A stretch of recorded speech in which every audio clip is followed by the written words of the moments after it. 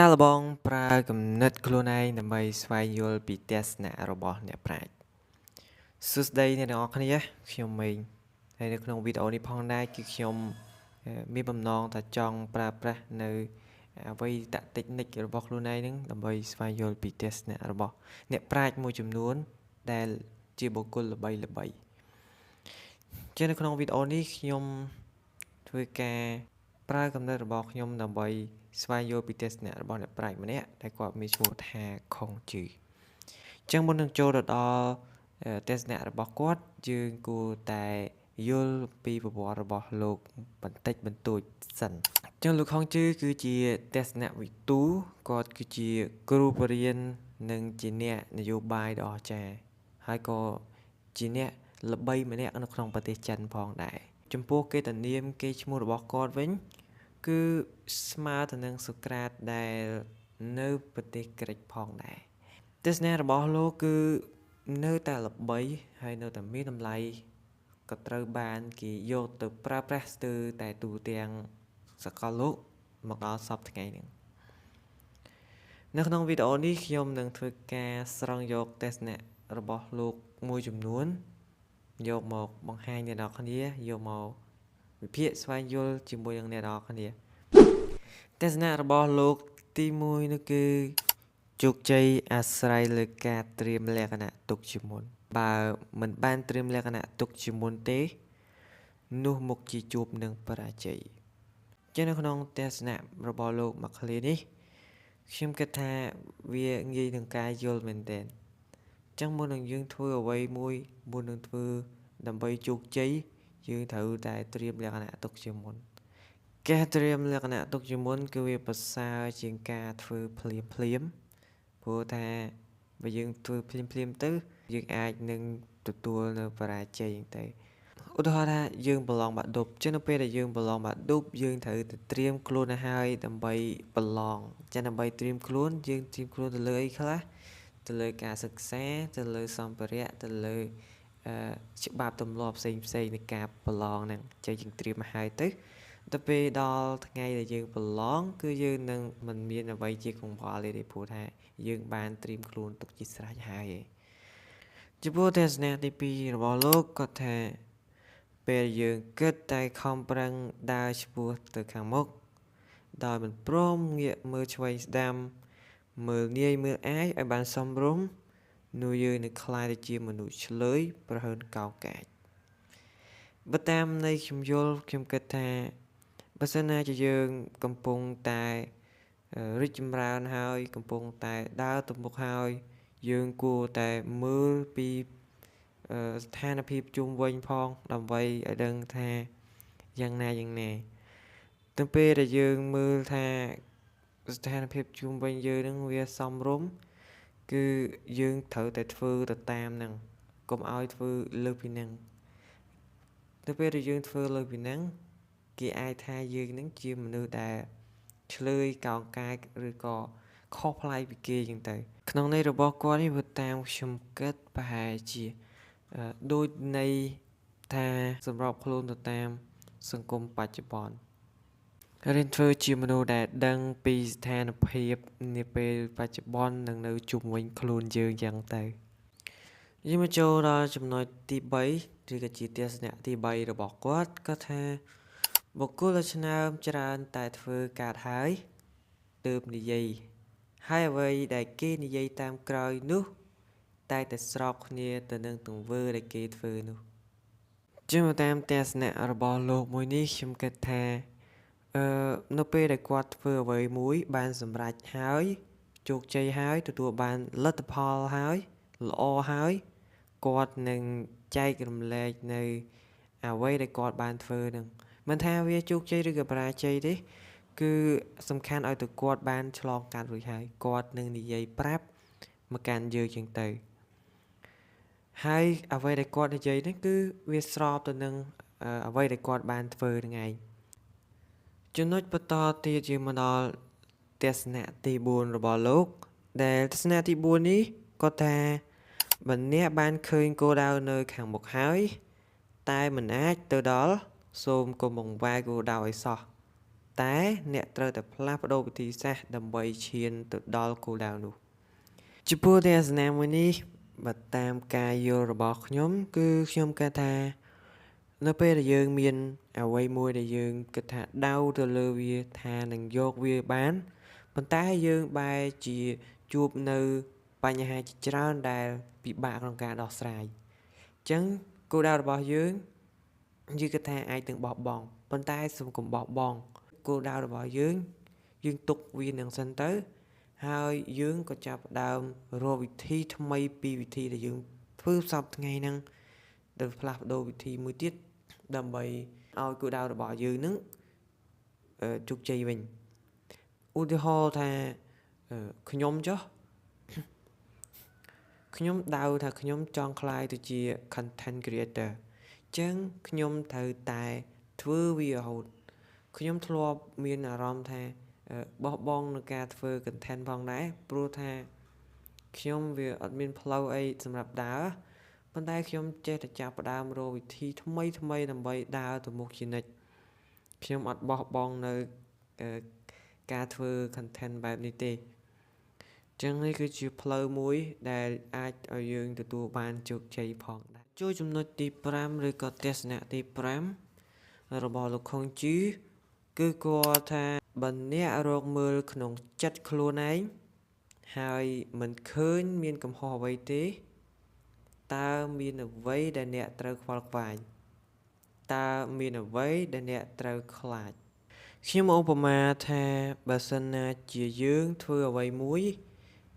យើងអត់មានកំហុសអីទេប៉ុន្តែយើងស្រាប់តែទទួលបានការចោទប្រកាន់ពីអ្នកផ្សេងចឹងទៅអញ្ចឹងយើងមានអារម្មណ៍ថាខ្វល់ខ្វាយហើយភ័យប៉ុន្តែយើងមិនចាំខ្វល់ខ្វាយឬក៏ភ័យអ្វីទេដោយសារតែយើងអត់បានធ្វើអីខុសផងហ្នឹងអត់បានធ្វើអ្វីដែលលើសពីបំណងរបស់អ្នកណាម្នាក់ផងហ្នឹងអញ្ចឹងយើងមិនចាំបាច់ខ្វល់ធ្វើអីបើយើងអត់មានកំហុសផងហ្នឹងហើយមានរឿងអ្វីដែលយើងត្រូវខ្លាចដោយសារតែយើងមានហេតុផលមានអំណាងព្រោះថាយើងមិនមែនជាអ្នកធ្វើរឿងដែលជាកំហុសហ្នឹងទេចំពោះនេះការយល់ឃើញរបស់ខ្ញុំទៀតយើងមកចូលដល់ចំណុចទី6ទស្សនៈទី6ក៏ថាដើមឈើដុះលូតលាស់ចេញពីគ្រាប់ដោយគ្មានសម្លេងតែពេលដើមឈើដួលវិញវាមានសម្លេងខ្លាំងមានន័យថាការខូចខាតតែងតែឮសម្លេងតែការកសាងវិញតែងតែស្ងៀមស្ងាត់ហើយក៏បាននិយាយតទៀតថានោះគឺជាកម្លាំងនៃភាពស្ងៀមស្ងាត់ចូលបន្តការរីកចម្រើនដោយស្ងៀមស្ងាត់ចឹងនេះគឺជាទស្សនៈមួយដែលលើកទឹកចិត្តគ្នាយើងមែនតើគាត់ប្រៀបធៀបគ្នាយើងទៅនឹងដើមឈើមួយដើមដែលដើមឈើហ្នឹងតាំងពីលូតលាស់ទៅគឺមានអារម្មណ៍ថាស្ងៀមស្ងាត់មិនសូវជាមានអ្វីដែលបង្កជាសម្លេងអីប្រហែលទេប៉ុន្តែនៅពេលដែលដើមឈើហ្នឹងដួលក្រាំងក៏ចាប់ដើមមានសម្លេងយ៉ាងខ្លាំងដែរដូច្នេះចំពោះទស្សនៈនេះគឺគាត់ចង់លើកទឹកចិត្តឲ្យយើងខំប្រឹងអភិវឌ្ឍខ្លួនយើងដោយភាពស្ងៀមស្ងាត់អភិវឌ្ឍយើងបន្តិចម្ដងចឹងទៅហើយនេះគឺជាការយល់របស់ខ្ញុំតែប៉ុណ្្នឹងទេអូខេអញ្ចឹងយើងចូលទៅដល់ចំណុចបន្ទាប់ទៀតតែជាចំណុចទី7ក៏ថាពេលអ្នកមានអារម្មណ៍ថាជីវិតនេះហេតុអ្វីក៏ច្របូកច្របល់ម្ល៉េះចូលសាករកពេលទំនេរអានសភៅឬក៏សាកបណ្ដោយតាមចិត្តខ្លួនឯងឲ្យធ្វើតែរឿងឥតប្រយោជន៍ខ្លះទៅទស្សនៈមួយនេះគឺមានលក្ខណៈថាយើងស៊ីជម្រៅបន្តិចដែរប៉ុន្តែខ្ញុំតាមការយល់ឃើញរបស់ខ្ញុំក៏ចង់មានន័យថាបើជីវិតយើងកំពុងតែច្របូកច្របល់រញ៉េរញ៉ៃមិនដឹងថាទៅណាទៅណីមិនដឹងធ្វើអ្វីទំនេរឥតប្រយោជន៍ចឹងទៅគឺយើងអាចអានសភៅឬក៏ធ្វើរឿងណាដែលអត់ប្រយោជន៍ចំពោះតែរឿងអត់ប្រយោជន៍ហ្នឹងវាមានច្រើនទៅតាមអារម្មណ៍អ្នកនរគ្នាដែលអ្នកនរគ្នាគិតថារឿងហ្នឹងគឺធ្វើទៅ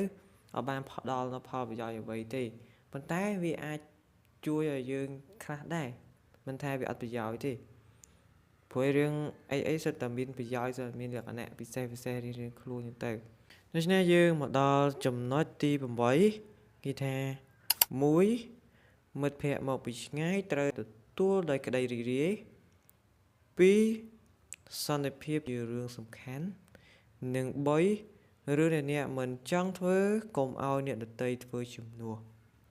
ចឹងចំណុចទី1នេះវាស្រួលយល់ទេ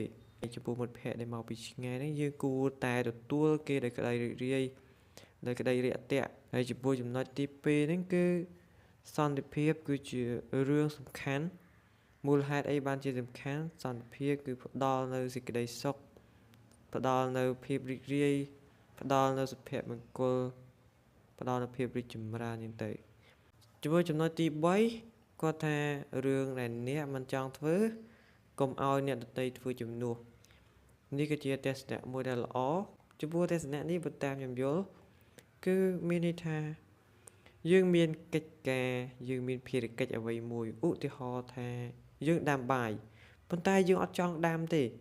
យើ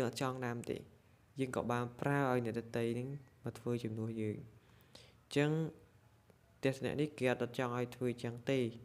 បើសិនណាជាយើងអត់ចង់ធ្វើទេយើងមិនចាំបាច់ទៅឲ្យអ្នកដទៃធ្វើជំនួសទេព្រោះថាការធ្វើជំនួសនេះវាមិនមែនផ្ដល់នៅផលប្រយោជន៍ដល់យើងទេហើយវាផ្ដល់មែនតែផ្ដល់ឲ្យមួយផ្លែទេបើសិនណាជាយើងធ្វើដោយខ្លួនឯងយើងនឹងចេះខ្លួនឯងប៉ុន្តែបើសិនណាជាយើងឲ្យគេធ្វើជំនួសគេជាអ្នកចេះយើងគឺមិនចេះយើងមកដល់ចំណុចទី9ប្រសិនបើមនុស្សពីរនាក់ដើរចូលមកដោយពួកគេទាំងពីរអាចបង្រៀនខ្ញុំបានគ្រប់រឿងចំពោះមនុស្សល្អខ្ញុំនឹងយកតម្រាប់តាមចំពោះមនុស្សមិនល្អខ្ញុំមិនយកតម្រាប់តាមទេអញ្ចឹងទស្សនៈមួយនេះគាត់សំដៅទៅលើខ្លួនគាត់នឹងឯងបើសិនណាជាឃើញមនុស្សពីរនាក់ដើរចូលមកហើយយើងគិតថានរណាដែលមានគំនិតមិនល្អចំពោះយើងឬក៏ជាមនុស្សមិនល្អយើងគួរតែជៀសវាងមកដល់ចំណុចចុងក្រោយចំណុចទី10ចំណុចទី10នេះគាត់ថាមានភ្លើងទៀនមួយដើមប្រសើរជាងភាពងងឹតឆ្ងាយណាស់វិចាស់ចំនួនមុនទៀតគាត់ប្រើប្រាស់ធូបមានធូបមួយដើមប្រសើរជាងទៀនទៀតឧទាហរណ៍ថាបើសិនណាជាយើងមានលុយតែ100ប្រសើរជាងអត់លុយមានបាយប្រសើរជាងអត់បាយមានអីហូបប្រសើរជាងអត់អីហូបមានការងារធ្វើប្រសើរជាងអត់មុននឹងបញ្ចប់វីដេអូខ្ញុំសូមសរុបនៅទស្សនៈរបស់លោកខ្លះជាមុនសិនទស្សនៈទី1គាត់បាននិយាយថាជោគជ័យអាស្រ័យទៅលើការត្រៀមលក្ខណៈទុកជាមុនបើមិនបានត្រៀមលក្ខណៈទុកជាមុនទេនោះមុខជាជួបនឹងបរាជ័យទី2ពេលដែលយើងគិតតែខំប្រឹងដើរឆ្ពោះទៅខាងមុខដោយមិនព្រមងាកមើលឆ្វេងស្ដាំមើលនាយមើលអាយឲ្យបានសមរម្យទេនោះយើងនឹងក្លាយទៅជាមនុស្សឆ្លើយប្រហើនកោងកាចទី3បុគ្គលឆ្នើមច្រើនតែធ្វើកើតហើយទើបនិយាយហើយអ្វីដែលគេនិយាយតាមក្រោយនោះតែងតែស្របគ្នាទៅនឹងទង្វើដែលគេធ្វើនោះទី4បើអ្នកបានឃើញគោលដៅខាងមុខហើយតែមិនអាចទៅដល់សូមគុំបង្វែរគោលដៅឲ្យសោះតែអ្នកត្រូវតែផ្លាស់ប្ដូរវិធីសាស្ត្រដើម្បីឈានទៅដល់គោលដៅនោះទី5បើអ្នករកមើលក្នុងចិត្តខ្លួនឯងហើយមិនឃើញមានកំហុសអ្វីទេតើមានរឿងអ្វីដែលអ្នកត្រូវខ្វល់ខ្វាយតើមានរឿងអ្វីដែលអ្នកត្រូវខ្លាចទី6ដើមឈើដុះលូតលាស់ចេញពីគ្រាប់ដោយគ្មានសម្លេងតែពេលដើមឈើដួលវិញវាមានសម្លេងខ្លាំងមានន័យថាការខូចខាតតែងតែឮសម្លេងតែការកសាងវិញតែងតែស្ងៀមស្ងាត់នោះគឺជាកម្លាំងនៃភាពស្ងៀមស្ងាត់ចូលបន្តការរីកចម្រើនដោយស្ងៀមស្ងាត់ទី7ពេលអ្នកមានអារម្មណ៍ថាជីវិតនេះហេតុអ្វីក៏ច្របូកច្របល់ម្លេះចូលសាករកពេលទំនេរអានសភៅឬសារបណ្ដោយតាមចិត្តខ្លួនឯងឲ្យធ្វើរឿងឥតប្រយោជន៍ខ្លះទៅទី8 1មិត្តភ័ក្តិមកពីឆ្ងាយត្រូវទទួលដោយក្តីរីករាយ2សន្តិភាពគឺជារឿងសំខាន់និង3រឿងដែលអ្នកមិនចង់ធ្វើ កុំឲ្យអ្នកដទៃធ្វើជំនួស 9 ប្រសិនបើមនុស្សពីរនាក់ដើរចូលមកដោយពួកគេទាំងពីរអាចបង្រៀនខ្ញុំបានគ្រប់រឿងចំពោះមនុស្សល្អខ្ញុំនឹងយកតម្រាប់តាមហើយចំពោះមនុស្សមិនល្អខ្ញុំមិនយកតម្រាប់តាមទេចំពោះទស្សនៈចុងក្រោយនេះគាត់បាននិយាយថាមានភ្លើងទៀនមួយដើមប្រសើរជាងភាពងងឹតឆ្ងាយណាស់ដូច្នេះអ្នកនរគ្នាសម្រាប់ការប្រើប្រាស់គំនិតខ្លួនឯងដើម្បីស្វែងយល់ពីទស្សនៈរបស់អ្នកប្រាជ្ញចំពោះខ្ញុំនៅពេលនេះគឺសូមចប់តែប៉ុណ្ណឹងបើសិនណាជាអ្នកនរគ្នាមានគំនិតថាចង់រិះគន់ដើម្បីស្ថាបនាអាច comment នៅក្នុងវីដេអូនេះបានព្រោះថាខ្ញុំមិនសូវជាពូកែប្រហែលទេគ្រាន់តែខ្ញុំមានអារម្មណ៍ថាចង់ធ្វើមានក្តីបំណងថាចង់ធ្វើវីដេអូនេះឡើងសម្រាប់ចែករំលែកទៅកាន់អ្នកនរគ្នាចឹងគ្នាយើងវីដេអូហ្នឹងមានតែប៉ុណ្្នឹងទេជួបគ្នានៅវីដេអូក្រោយទៀតបាយ